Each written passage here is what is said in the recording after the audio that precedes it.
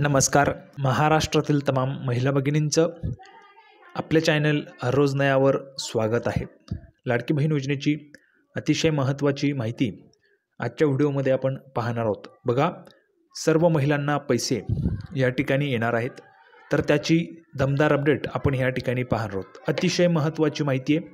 6 हप्ते आत्तापर्यंत सरकारने वाटप केलेत. आता 7वा हप्ता 1500 रुपयांचा या ठिकाणी जमा होणार आहे तुमच्या अकाउंटमध्ये, तुमच्या खात्यामध्ये.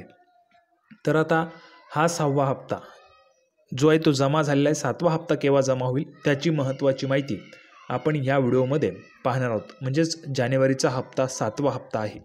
तर या 7व्या हप्त्याची भरपूर महिला त्या ठिकाणी वाट पाहत आहेत आणि महिला 7व्या हप्त्याची प्रतीक्षा करत आहेत. तर हा 7वा हप्ता केव्हा मिळेल त्याचीच महत्त्वाची माहिती आपण या व्हिडिओमध्ये समजून घेणार आहोत. त्यामुळे सर्वात अगोदर सर्व महाराष्ट्रातील तमाम महिला भगिनींना विनंती आहे, सर्वांनी लगेच व्हिडिओला लाईक करा, चॅनलला सबस्क्राईब करा, हा व्हिडिओ जास्तीत जास्त शेअर पण करा. आता जी महत्त्वाची माहिती आहे लाडकी बहीण योजनेच्या 7व्या हप्त्याच्या संदर्भात, जानेवारीच्या हप्त्याच्या संदर्भात, पैशांच्या संदर्भात, तीच आपण ह्या ठिकाणी पाहणार आहोत. तर नेहमीप्रमाणेच आपण लगेच व्हिडिओला सुरुवात करूया आणि संपूर्ण माहिती पाहूया. तर संपूर्ण माहिती लाडकी बहीण योजनेची आपण पाहत आहोत. तत्कालीन राज्य सरकारने विधानसभा निवडणुकीपूर्वी मुख्यमंत्री माझी लाडकी बहीण योजना सुरू केली आणि 3 महिन्यात तब्बल 2,40,00,000 महिलांनी ऑनलाईन अर्ज केले. 3 महिन्यात, फक्त 3 महिन्यात 2,40,00,000 महिलांनी ऑनलाईन अर्ज केले. सध्या अर्ज बंद आहेत. जर अर्ज सुरू राहिले असते तर हा आकडा जवळपास 3 कोटी गेला असता. तर आता अर्ज सध्या बंद आहेत. लवकरच ते अर्ज सुरू व्हावेत अशीच त्या ठिकाणी लाडक्या बहिणींची इच्छा आहे. पण सरकारचा जो निर्णय आहे तो मी तुम्हाला सांगणार आहे. अर्ज केव्हा सुरू होतील ते तर आपल्याला त्या ठिकाणी कळेलच. सर्व अर्जांच्या पडताळणीसाठी तालुकास्तरीय समित्या नियुक्त करण्यात आल्या. बघा, जेवढे अर्ज आलेत तेवढ्या अर्जांच्या तपासणीसाठी तालुकास्तरीय समित्या नियुक्त करण्यात आल्या. समित्यांनी ही कागदपत्रे पाहून अर्जांना त्या ठिकाणी मंजुरी दिली आणि मंजुरी देत जिल्हास्तरीय समित्यांकडे अर्ज पाठवले. त्या ठिकाणी पण बहुतेक अर्जांना मंजुरी मिळाली. अर्जदार महिलांना शासकीय कार्यालयांमध्ये विविध कागदपत्रे तथा दाखले काढण्यासाठी हेलपाटे मारायला लागू नये म्हणून कागदपत्रांची अट देखील शिथिल करण्यात आली. पण प्रत्येक लाडक्या बहिणींचे स्वयंघोषणापत्र घेतले आणि स्वयंघोषणापत्र घेऊन लाडक्या बहिणींचे अर्ज मंजूर करण्यात आले, मंजूर झाले. आता त्या अर्जदार लाडक्या बहिणींमध्ये 50 लाखांहून अधिक अर्ज अपात्र असल्याचे बोलले जात आहे.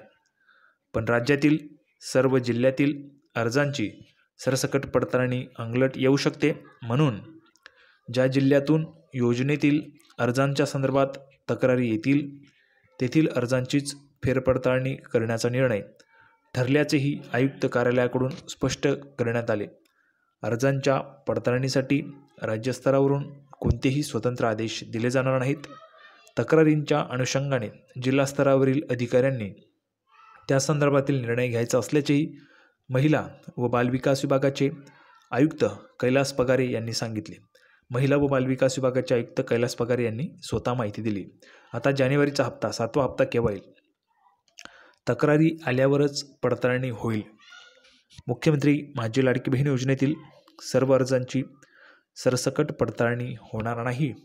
ज्या जिल्ह्यातून अर्जांच्या संदर्भात तक्रारी येतील, प्राप्त होतील, त्या अनुषंगाने त्या जिल्ह्यातील अर्जांची पडताळणी स्थानिक पातळीवर होईल. योजनेतील पात्र लाभार्थींना जानेवारीचा हप्ता पुढच्या काही दिवसात मिळेल. पुढच्या काही दिवसात जानेवारीचा हप्ता मिळेल असं स्वतः कैलास पगारे, आयुक्त महिला व बालविकास महाराष्ट्र राज्य. तर बघा, कैलासजी पगारे आयुक्त आहेत. त्यांनी सांगितलं पात्र लाभार्थींना जानेवारीचा हप्ता काही दिवसात मिळेल. त्यामुळे हा हप्ता केव्हाही तुमच्या खात्यात जमा होऊ शकतो. पुढच्या काही दिवसात म्हटलेले आहे, त्यामुळे केव्हाही जमा होऊ शकतो. केव्हाही तुमच्या खात्यात पैसे येऊ शकतात. कारण हे जे पैसे आहेत त्या ठिकाणी पुढच्या काही दिवसात जमा होतील असं आयुक्तांनी सांगितलं आहे.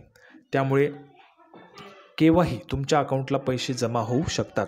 कारण जानेवारी आता सुरूच आहे आणि जानेवारीमध्ये संक्रांत एक मोठा सण आहे आणि त्या सणाच्या निमित्त सरकार लाडक्या बहिणींना पैसे देऊ शकतं.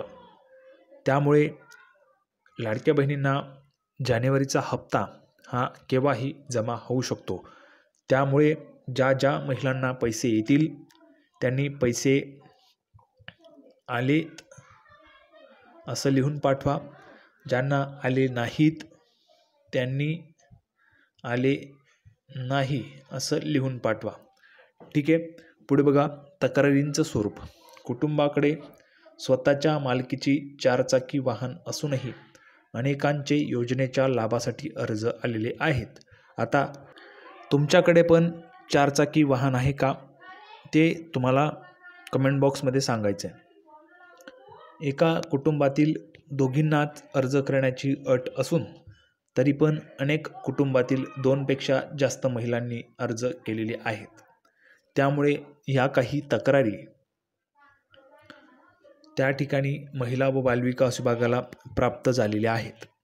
सरकारच्या एकाच वैयक्तिक योजनेचा लाभ घेता येत असतानाही लाडक्या बहिणींसाठी अर्ज केले. बघा, एकच योजनेचा लाभ घेता येत होता तरीही अनेक योजनांचा लाभ घेण्यासाठी महिला अर्ज करतात आणि त्यामुळे त्यांचे अर्ज रद्द होतील. प्राप्तिकर भरणाऱ्या कुटुंबातील काही महिलांचेही अर्ज, 2.5 लाखांहून अधिक वार्षिक उत्पन्न असलेल्यांचेही अर्ज. बघा, ज्या महिला किंवा ज्या घरात इन्कम टॅक्स भरला जातो त्या घरातूनही अर्ज आलेले आहेत.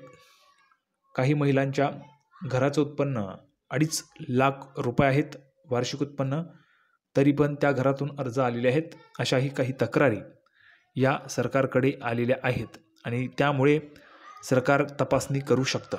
आता 2100 रुपयांचा निर्णय. 2100 रुपये केव्हा मिळतील? तिजोरीची स्थिती पाहून 2100चा निर्णय. दरमहा 2100 रुपयांचा धोरणात्मक निर्णय. विधानसभा निवडणुकीच्या प्रचारसभांमध्ये तत्कालीन मुख्यमंत्री एकनाथजी शिंदेसाहेब, उपमुख्यमंत्री अजित पवार, देवेंद्रजी फडणवीस यांनी मुख्यमंत्री माझी लाडकी बहीण योजनेतील प्रत्येक लाभार्थीस दरमहा 1,500 ऐवजी 2100 रुपये देण्याचे आश्वासन दिले होते. तत्कालीन म्हणजेच निवडणुकीच्या प्रचारसभांमध्ये. सध्या माननीय मुख्यमंत्री देवेंद्रजी फडणवीस आहेत आणि उपमुख्यमंत्री म्हणून एकनाथजी शिंदेसाहेब आणि अजितदादा पवार काम पाहतात. त्याची सर्वांनाच प्रतीक्षा आहे. पण हा धोरणात्मक निर्णय असल्याने तिजोरीची सद्यस्थिती पाहून मंत्रिमंडळ निर्णय होईल असेही वरिष्ठ सूत्रांनी सांगितले. तर अशा पद्धतीची महत्त्वाची माहिती आपण पाहिली. सर्वांना व्हिडिओ आवडला तर व्हिडिओला लाईक करा, चॅनलला सबस्क्राईब करा, जास्तीत जास्त महिलांपर्यंत व्हिडिओ शेअर करा. हर रोज नयाच्या नवीन व्हिडिओमध्ये पुन्हा एकदा भेटूया. तोपर्यंत धन्यवाद.